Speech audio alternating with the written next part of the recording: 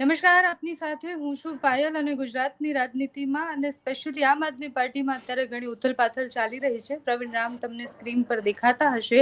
બહુ જ બધા સવાલો છે. પ્રવીણભાઈ, પ્રેસ કોન્ફરન્સ સાંભળી તમારા મિત્રની તમે? હું સાંભળી તો નથી શક્યો કારણ કે મારી પણ પ્રેસ યુએસ અને ઇન્ડિયા ટ્રેડ ડીલને લઈને પ્રેસ ચાલુ હતી, એટલે હું સાંભળી નથી શક્યો. પરંતુ આમ આદમી પાર્ટીમાં અત્યારે બધું સમૂહ સુથરું છે અને આમ આદમી પાર્ટી ગુજરાતના ખેડૂતો માટે એક આગામી અભિયાન આજે જાહેર કરી અને લડવા જઈ રહી છે. સમૂહ સૂત્રું છે એવું કહેવું ખૂબ સહેલું છે અને હોવું ખૂબ અઘરું છે. જે પણ પ્રેસ કોન્ફરન્સ છે તમે સાંભળી નથી, પણ સંક્ષિપ્તમાં એટલું કહી દઉં કે રાજુ કરપડાને આપણે કાલે જેટલા કારણો પર ચર્ચા કરતા હતા એ બધા જ કારણો ખૂબ સાચા નીકળ્યા છે. એ આવીને સ્પષ્ટ એવું કહી રહ્યા છે કે એક તો હું જેલમાં હતો તો ધ્યાન દેવામાં નથી આવ્યું, લીગલી સરખી રીતના લડવામાં નથી આવ્યું, ખેડૂતોનું ધ્યાન દેવામાં નથી આવ્યું અને પક્ષમાં જે અરવિંદ કેજરીવાલની નજીક જાય છે એને સાઇડલાઇન કરવાના પ્રયાસ અને ષડયંત્ર થઈ રહ્યા છે. એટલે હું આમ આદમી પાર્ટી છોડી રહ્યો છું. નારાજગી સ્પષ્ટ છે. તમારી પ્રતિક્રિયા જોઈએ છે કે રાજુ કરપડાએ પક્ષથી નારાજ થઈને રાજીનામું આપ્યું છે અને તમે એમ કહી રહ્યા છો કે બધું સમૂહ સૂત્રું છે. જુઓ, કોઈ પાર્ટીની લડાઈ હોય અથવા પાર્ટીની ખેડૂતો માટે કે ગુજરાતના લોકો માટેની જે લડાઈ હોય એ બ્રેક થાય અથવા એ તૂટી જાય અથવા એ જુસ્સો તૂટી જાય તો એને કહી શકાય કે કંઈક ઊંધું થયું છે. પરંતુ આમ આદમી પાર્ટી આજે જે અભિયાન સ્ટાર્ટ કર્યું છે ગુજરાતના ખેડૂતો માટે, એ ચાલુ રહેવાનું છે. ગુજરાતના ખેડૂતોની લડાઈ ચાલુ રહેવાની છે. રાજુભાઈએ જે પણ આજે આક્ષેપો કર્યા છે એ આક્ષેપો કમલમમાંથી આવેલા આક્ષેપો છે. ત્યાંથી આખી યાદી તૈયાર થઈને આવેલા આક્ષેપો છે.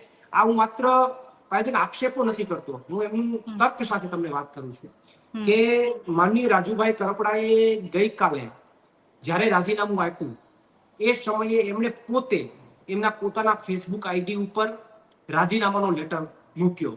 એ રાજીનામાના લેટરની અંદર તમને ખુદને પણ ખબર છે અને તમે હજુ પણ જોશો તો એમાં એમને લખેલું છે કે હું મારા વ્યક્તિગત કારણોસર રાજીનામું આપી રહ્યો છું. હું દાયિત્વ નિભાવી શકું એમ નથી મારા વ્યક્તિગત કારણોસર, એટલા માટે હું આ રાજીનામું આપી રહ્યો છું. બીજો એમણે ઉલ્લેખ એવો કર્યો છે કે પાર્ટીના પ્રદેશ નેતૃત્વ અને સ્ટેટ નેતૃત્વએ મને સન્માન આપ્યું, માન આપ્યું, મને પ્રેમ આપ્યો, એ બદલ હું એમનો આભારી છું. આ રાજુભાઈ પોતે જ આવું ગઈકાલે લેખિતમાં આપે છે, મૌખિક પણ નહીં, લેખિતમાં લખીને આપે છે. અને આજે એ જ રાજુભાઈનું બયાન બદલી જાય છે કે પાર્ટીએ તો મને માન સન્માન નથી આપ્યું. આવું કઈ રીતે હોઈ શકે? એક જ દિવસમાં સ્ટેટમેન્ટ કઈ રીતે બદલે? તો વાસ્તવિક વાત એ છે કે ગઈકાલે આપેલું સ્ટેટમેન્ટ એ રાજુભાઈનું વાસ્તવિક સ્ટેટમેન્ટ હતું, એના દિલમાંથી આવેલું સ્ટેટમેન્ટ હતું અને રિયલ એટલે કે સાચું સ્ટેટમેન્ટ હતું. આજે આવેલું સ્ટેટમેન્ટ જે છે એ કમલમમાંથી આવેલું સ્ટેટમેન્ટ છે અને ત્યાંથી જે કંઈ પણ કેવડાવવામાં આવ્યું છે એ અહીંયાથી બોલાયું છે.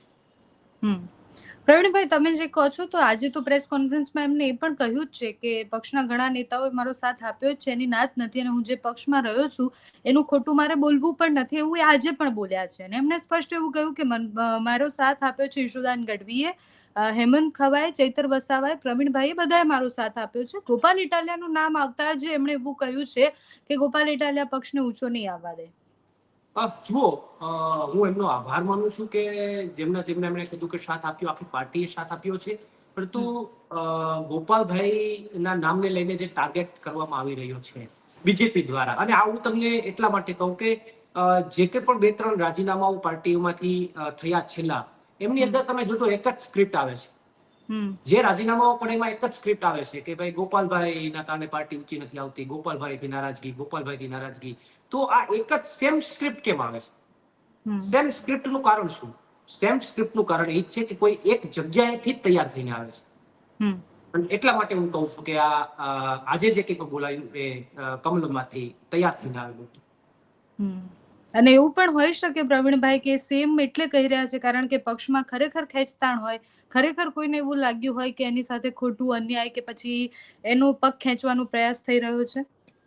જુઓ, એ જે વાત છે કે પક્ષમાં ખેંચતાણ હોય તો એ તો રાજુભાઈ તો ઘણા સમયથી પાર્ટીમાં છે અને આખી પાર્ટીને ખબર છે કે આમ આદમી પાર્ટીમાં ગોપાલભાઈ ઇટાલિયાને સૌથી સારું બોન્ડિંગ કોઈ સાથે હોય તો એ રાજુભાઈ સાથે રહ્યું છે.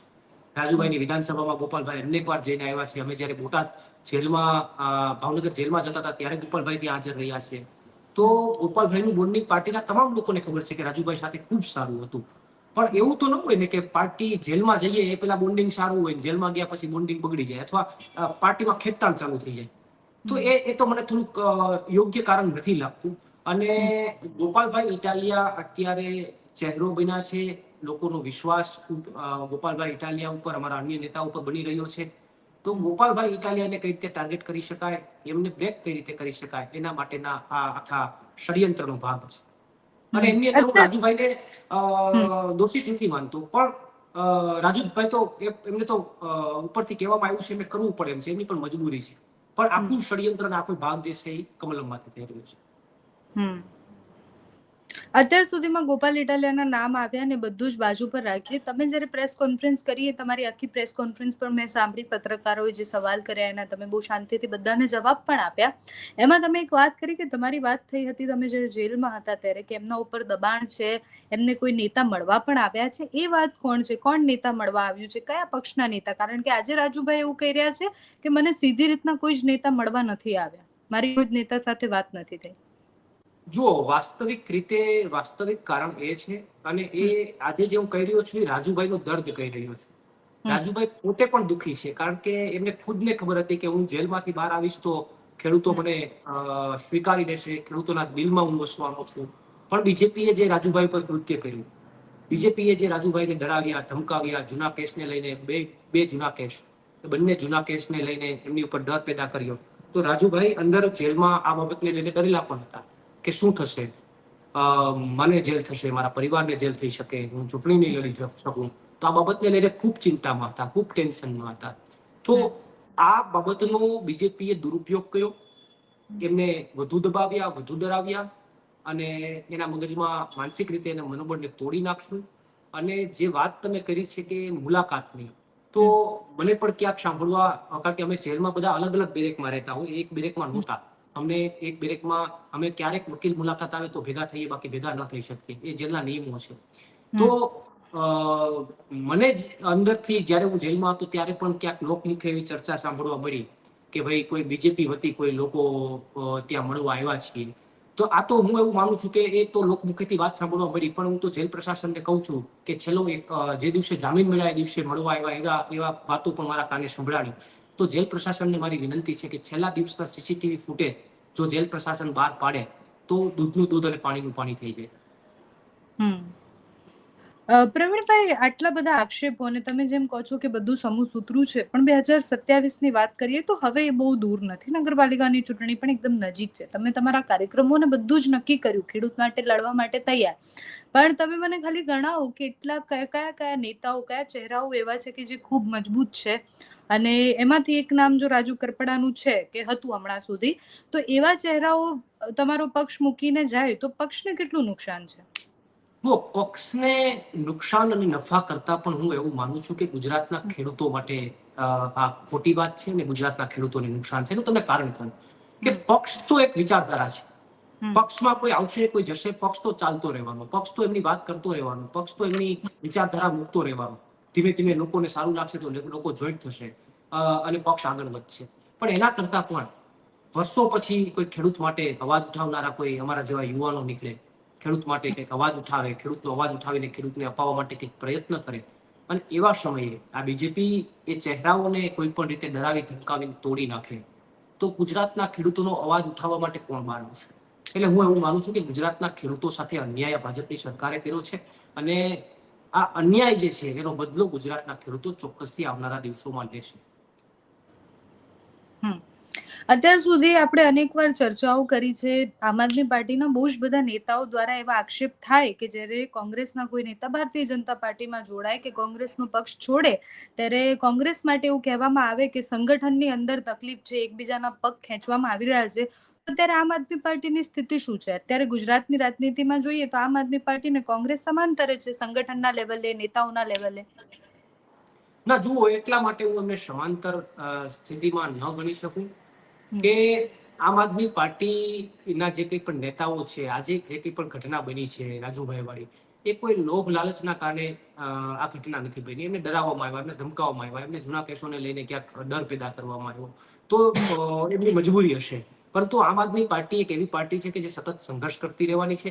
આમાં જે નહીં ડરે, જે ઝૂકશે નહીં, જે અમારા જેવા લોકો 108 દિવસની જેલ કાપીને આવ્યા, અમે નથી ડર્યા, અમે નથી ઝૂક્યા, અમને કઈ ફેર નથી પડ્યો.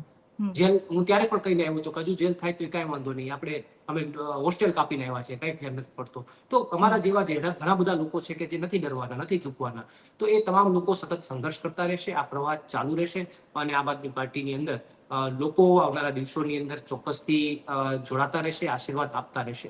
કોંગ્રેસની સ્થિતિ જે છે આમ આદમી પાર્ટી કરતા એટલા માટે હું અલગ માનું છું કે ત્યાં નેતાઓ જે છે એ એમનો જે રેશિયો જે જવાનો છે એ મોટા ભાગે તમે પણ અત્યારે આપણે બધા માનીએ છીએ કે અત્યારે ભાજપમાં પણ કોંગ્રેસ યુક્ત ભાજપ થઈ ગઈ છે.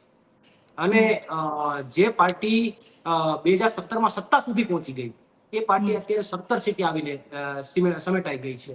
આમ આદમી પાર્ટી તો હજુ ગુજરાતની અંદર પાપા પગલી કરીને ગુજરાતના લોકોનો પ્રેમ અને વિશ્વાસ લઈ રહી છે. અને આવા સમયની અંદર ઘટનાઓ બને એવું ન હોય કે ઘટનાઓ ન બને, 2-5% ઘટનાઓ બનવાની, પણ એ ઘટનાઓ બન્યા બાદ એ પાર્ટી રોકાઈ જાય છે કે સંઘર્ષ કરતી રહી છે, આ મહત્વનું છે. કારણ કે બીજેપી સામદામ દંડ ભેદ વાપરે છે તો તમે અમુક લોકોને એવી મજબૂરી આવશે તો રોકી નથી શકવાના.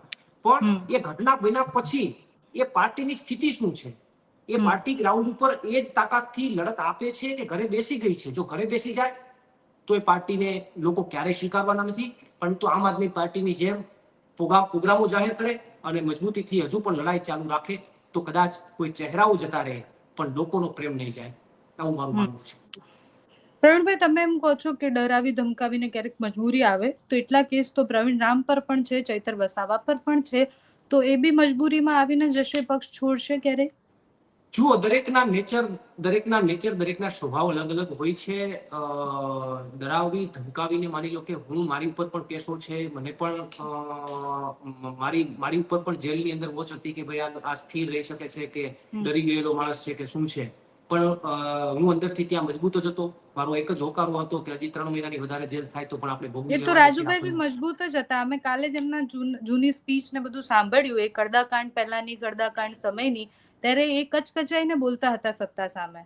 ચોક્કસથી બોલતા હતા, ચોક્કસથી મજબૂત અવાજ ઉઠાવતા હતા, કર્મચારીઓની સામે મજબૂતીથી જવાબ માંગતા હતા. અને એટલા માટે જ હું આશા રાખું કે રાજુભાઈ ક્યાંય પણ જાય, એ બીજેપી જોઈન્ટ કરે કે ક્યાંય પણ જાય, અમે આશા રાખીએ કે રાજુભાઈ આ જ તાકાતથી, આ જ બુલંદથી અને આ જ રીતે ખેડૂતો માટે અવાજ ઉઠાવે, અધિકારીઓ પાસે જવાબ માંગે. જો એ ટૂંકમાં આખી વ્યક્તિત્વમાં જો રાજુભાઈ અમને હજુ પણ દેખાશે તો અમારાથી વધારે આનંદ કોઈને નહીં થાય. પ્રવીણભાઈ, રાજુ કરપડાને જ્યારે પત્રકારો એવો સવાલ પૂછ્યો કે તમારી સાથે પક્ષના કોઈ નેતાએ વાત કરી છે, તમારી સાથે એમને સમજાવવા માટેના કોઈ પ્રયાસો થયા છે, તેમણે સ્પષ્ટ એવું કહ્યું કે મને અત્યાર સુધી મારા કાર્યકર્તાઓના ફોન આવ્યા છે પણ પક્ષ તરફથી કોઈ એવા નેતાના ફોન નથી આવ્યા સમજાવવા માટે.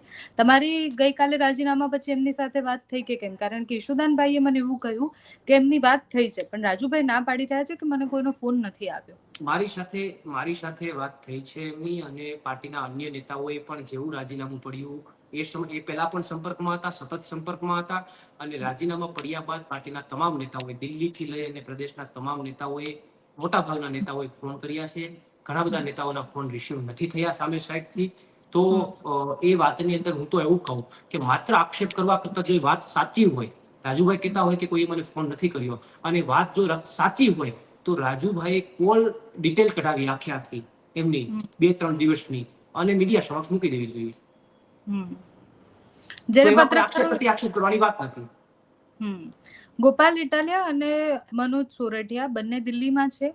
રાજુ કરપડાને જ્યારે સવાલ પૂછવામાં આવ્યો એમણે એવું પણ કહ્યું કે અરવિંદ કેજરીવાલની નજીક જે આવવાનો પ્રયાસ કરે છે એને સાઇડલાઇન કરવાના પ્રયાસ પક્ષ કરે છે. એ કોઈનું નામ નથી લેતા પણ જ્યારે પીસી કરે છે ત્યારે નામ લે છે. તો આ બંને ચહેરા મૌન છે અત્યાર સુધી. રાજુ કરપડાએ રાજીનામું આપ્યું એના પછી એમની કોઈ પ્રતિક્રિયા નથી આવી. એ બંને ચહેરાઓ, અને આની પહેલા તમે જેમ કીધું એમ જેટલા લોકોએ રાજીનામા આપ્યા છે એમાં ક્યાંક ગોપાલ ઇટાલિયાનું નામ આવ્યું જ છે. તો પક્ષ હવે એ તરફ વિચારવાની છે કે કેમ? જુઓ, એ દિશાની અંદર વાસ્તવિક વાત હોય તો પક્ષને વિચારવાનું હોય. એ વાસ્તવિક વાત ન હોય અને સામે પક્ષથી પોલિટિકલી બયાનબાજી હોય તો પક્ષ એ દિશાની અંદર ક્યારેય ન વિચારતો હોય. અને આ વાતની અંદર આખી પાર્ટીને પણ ખબર છે કે કમલમમાંથી આવેલી એક સ્ક્રિપ્ટ છે અને એક પાર્ટીના એક પણ હજી જોડાયા નથી ભારતીય જનતા પાર્ટીમાં પ્રવીણભાઈ. ટૂંક સમયમાં હું તમને અત્યારથી એમનું એક તર્ક આપી દઉં કે જો એ પાર્ટીમાં જોડાય, ભાજપમાં જોડાય, તો જે અત્યારે બોલી રહ્યા છે કમલમમાંથી આવેલી સ્ક્રિપ્ટ હશે તમારે માનવું રહ્યું, અને જો નહીં જોડાય તો એ જે કહી રહ્યા છે એમાં કદાચ સત્યતા હોય એ તો એમાં આપણે તર્ક વિતર્ક અને ચર્ચાઓ કરી શકીએ કે જો નહીં જોડાય તો આપણે માની શકીએ કે ચાલો એમાં સત્યતા હશે એની વાતમાં, પણ એ બીજેપીમાં જોડાઈ જશે આજે નહીં તો 15 દિવસ કે 10 દિવસ કે 5 દિવસ, તો તમારે અને ગુજરાતની જનતા અને ગુજરાતના ખેડૂતોએ માનવું રહ્યું કે જે બોલી રહ્યા હતા એ કમલમમાંથી આવેલી સ્પીચ હતી. હમણાં ગોપાલ ઇટાલિયાની પણ પ્રેસ કોન્ફરન્સ છે. પક્ષ હવે શું કરવાનું છે? આ તમારી રણનીતિ શું છે? હવે એક પછી એક નેતા જો રાજીનામું આપે છે તો પક્ષે કાંક તો એક્શન લેવા પડશે. પક્ષની રણનીતિ એ છે કે એ જે વિઝનથી ગુજરાતના ખેડૂતોના હિત માટે એની જે લડાઈ, ગુજરાતની જનતા માટેના જે લડાઈ જે છે એ પક્ષ ચાલુ રાખશે. આ સંઘર્ષની અંદર જેટલા લોકો ટકી શકશે એ જોડાયેલા રહેશે. આ સંઘર્ષમાં જે હિંમત હારી જશે, જે તૂટી જશે એ નીકળી જશે, અને જે જોડાયેલા રહેશે એ આમ આદમી પાર્ટી સાથે જોડાઈ અને ગુજરાતની જનતાની લડાઈ લડતા રહેશે. પક્ષ ટકાવી શકશે એટલે પક્ષ એ લોકોને સાચવી શકશે કે નહીં સાચવી શકે? ચોક્કસથી ટકાવી શકશે. પક્ષ સક્ષમ છે, પક્ષ મજબૂત છે અને 110% ટકાવી શકશે. દિલ્હીની અંદર પણ ઘણી બધા ઉતાર ચઢાવ આમ આદમી પાર્ટીએ જોયા છે, અને ઉતાર ચઢાવમાંથી પણ આમ આદમી પાર્ટી જ્યારે ઉતાર આવે છે ત્યારે સૌથી વધારે ફાયદો લઈને આવે છે. જ્યારે પાર્ટી ડાઉન થાય છે એ પછી પાર્ટી ખૂબ સારી રીતે લોકોના દિલમાં જગ્યા બનાવે છે. એવું દિલ્હીમાં પણ જોયું છે આપણે. તો ગુજરાતમાં પણ આમ આદમી પાર્ટી જે છે એ ખૂબ મજબૂતીથી ટકશે અને આગામી દિવસોની અંદર સરકાર બનાવશે. Thank you so much Pravinbhai, અમારી સાથે જોડાવા બદલ આપનો ખૂબ ખૂબ આભાર.